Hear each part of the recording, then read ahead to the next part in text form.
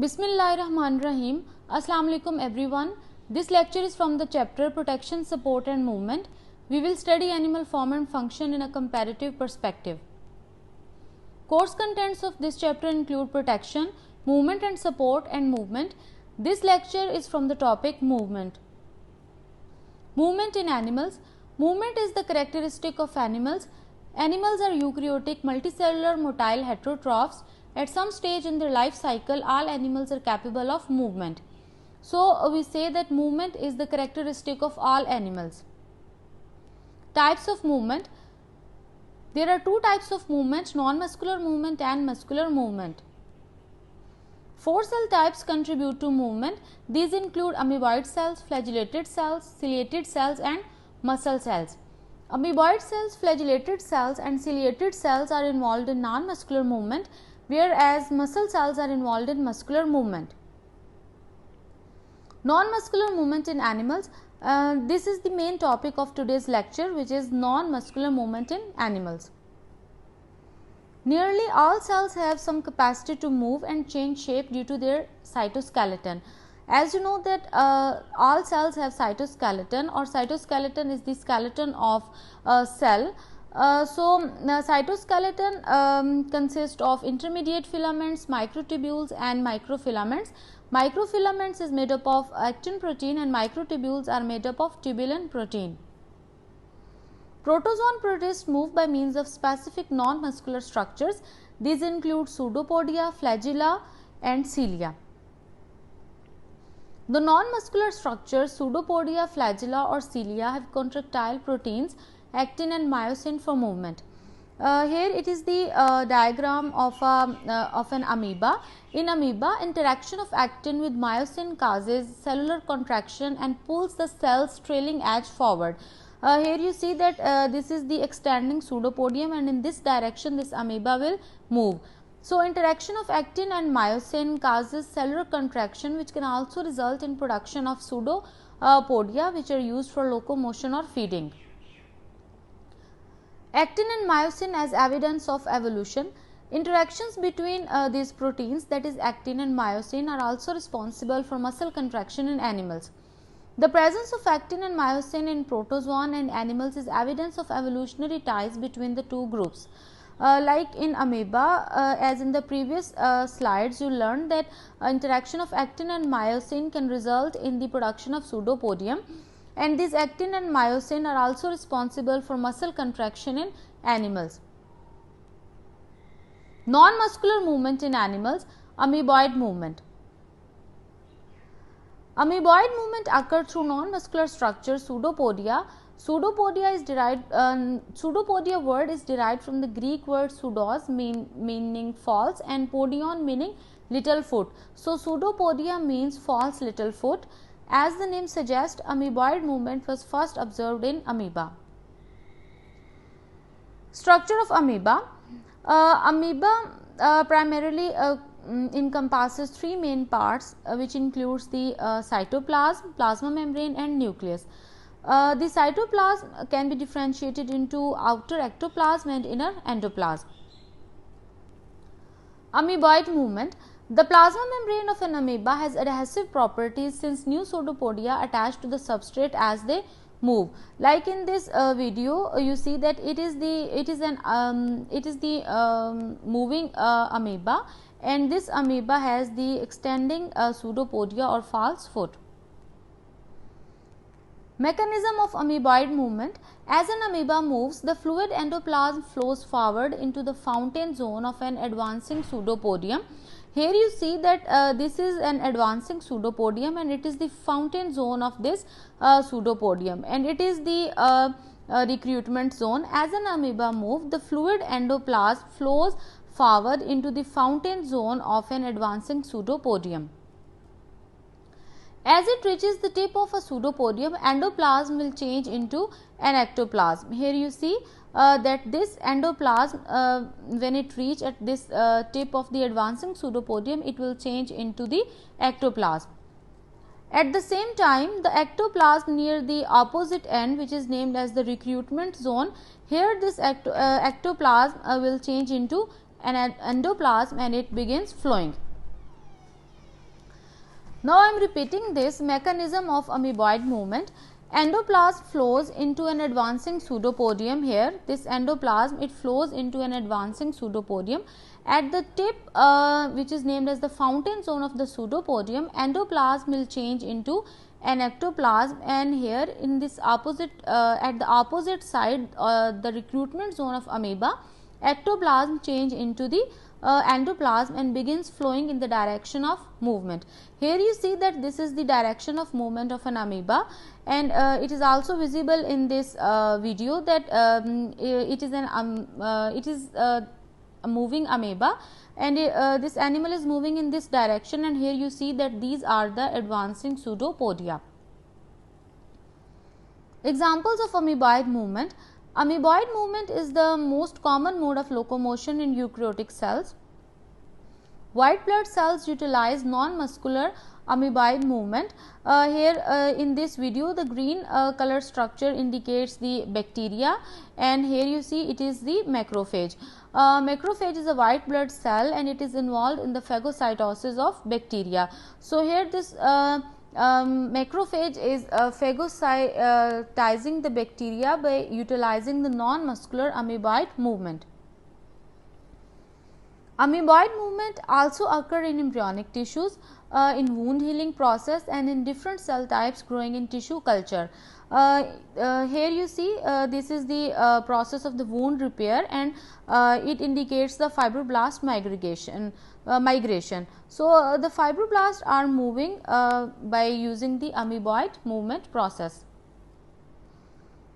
Non-muscular movement in animals, ciliary and flagellar movement. Here it is the flagellated protozoan, and it is the flagella, and here it is the ciliated protozoan, and it is covered with cilia. In eukaryotic cells, cilia and flagella contain the motor protein dynein and microtubules, which are composed of linear polymers of globular proteins called tubulin. So flagella and cilia are structurally similar. Cilia. Cilia is derived from the Latin word which means eyelashes. Cilia are shorter and more numerous than flagella.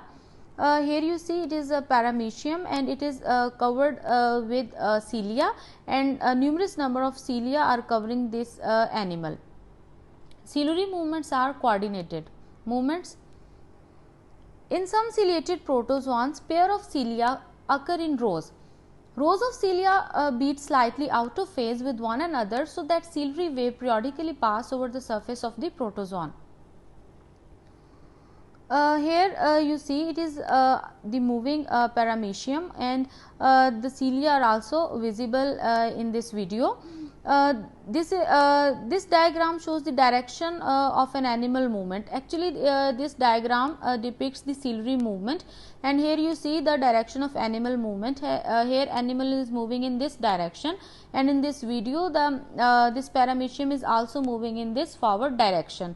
When animal is moving in the forward direction, the direction of movement of visible wave of cilia is in the backward direction. Here this is the wave of a power stroke, and here you see it is the direction of the wave of power stroke. It is also visible in this video as the paramecium is moving in the forward direction. This wave of cilia is visible in the backward direction, and here you see it is the wave of the it is the direction of the wave of recovery stroke. In fact, many ciliates can rapidly reverse the direction of ciliary beating, which changes the direction of the ciliary waves and the direction of movement. Ciliary movement in flatworms. The epidermis of free living flatworms and nemertines is abundantly ciliated. Here this is the photo of a turbularia, and it propel itself through the water using cilia. Small flatworms and some of the smaller mollusk species move along the bottom by ciliary activity, and on their ventral surface a dense coat of cilia extend from head to tail, and the direction of the ciliary beat is tailward, causing the animal to glide slowly forward. Turbularia mostly propel themselves through the water using cilia. Larger flatworms have retained ciliary creeping as the principal means of locomotion, and they are the largest animals to move by the ciliary creeping, which are nemertines. Transition from ciliary to muscular locomotion. Since ciliary and muscular means of movement coexist in some free living flatworms and nemertines, the transition from ciliary to muscular locomotion is likely to have taken place among the flatworm like ancestors. Flagellar movement. Flagella is derived from the Latin word which means small waves. Flagella are long and generally occur singly or in pairs. They usually show undulating movement, and they are smaller than cilia. Flagella are characteristic of protozoan belonging to the group Mastigophora. Here you see the undular movement of flagellum. For example, this is an animal and it is the flagella. Here this is the flagella, and this is the direction of the movement of animal. Here you see if the animal is moving in the forward direction or if it is moving in the backward direction. So, how the undular movement of flagella help animal to move in forward direction or backward direction. It will be if the animal has to move in the forward direction, the wave of the wave of the flagella here, the tip to base flagellar wave will cause the animal to move in the forward direction, and the base to tip movement of the base to tip flagellar wave cause the animal to move in the backward direction. It will be clear from this video. Here you see that in this is the Trypanosoma brucei, and this video indicates the forward movement and the backward movement of this Trypanosoma. So, if the animal wants to move in the forward direction, the animal move in forward direction by using the flagella.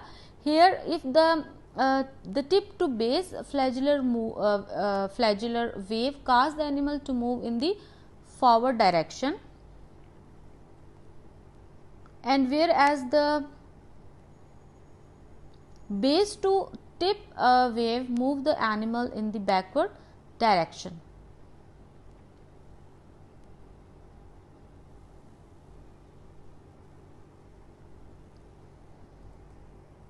This is the blood film of Trypanosoma. Trypanosoma brucei is a single cell protozoan parasite that causes human African trypanosomiasis. And this movie this movie is actually the is in slow motion. The cells actually swim much faster. Flagella are characteristic feature of the protozoan belonging to the group Mastigophora. It is the Trypanosoma brucei, and here it is the Giardia, and here it is the photo of Trichomonas, and all of these animals have flagella which they use for movement. Flagella occur on the gametes of animals. This is the video of the fertilization process, where you see the male gametes are moving with the help of flagella. Summary of today's lecture. In this lecture we have studied the movement in animal, and we studied that there are two types of movement: muscular movement and non-muscular movement. 4 types of cells contribute to the movement in animals. These include amoeboid cells, flagellated cells, ciliated cells, and muscle cells. Non-muscular movement in animals. Non-muscular movement in animal take place with the help of non-muscular structures, which are pseudopodia, flagella, and cilia. Amoeboid movement in animals occur due to the presence of non-muscular structure, that is pseudopodia, and ciliary and flagellar movement is possible due to the presence of non-muscular structures, cilia and flagella. Students, this was all about today's lecture. I hope you well understood the topic. Thanks and Allah Hafiz.